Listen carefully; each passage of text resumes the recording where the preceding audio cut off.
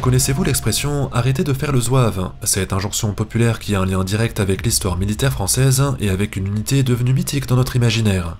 En 1830, quand les Français commencent à conquérir la régence d'Alger, ils se retrouvent vite face à un manque criant d'effectifs pour couvrir l'immense territoire.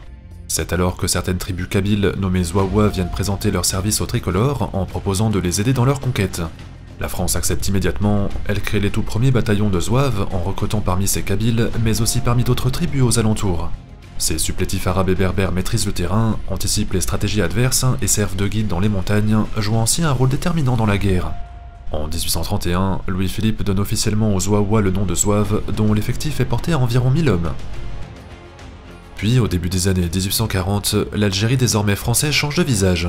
Le mot d'ordre du nouveau gouvernement est la colonisation et y envoie les indésirables de la vie politique, c'est-à-dire les opposants, les condamnés et ceux qui ont besoin d'oublier leur passé en métropole.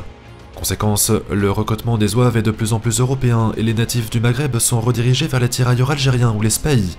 Les zouaves restent quand même des unités mixtes, faites de chrétiens et de musulmans, à qui l'autorité coloniale confie les missions les plus difficiles. Désormais au nombre de 3000, ces troupes de choc sont envoyées dans les monts Atlas pour réprimer les soulèvements et notamment celui de l'émir Abdelkader. Cependant, la cohabitation entre unités de culture et de religions différentes s'avère plutôt difficile.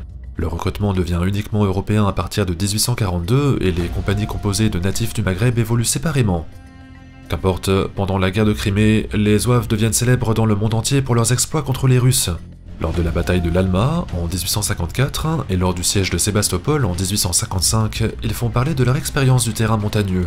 Leur esprit de corps et leur sens du sacrifice sont reconnus internationalement et le mot zouave fait son entrée dans le débat public. Et c'est là donc que l'expression « faire le zouave » se popularise.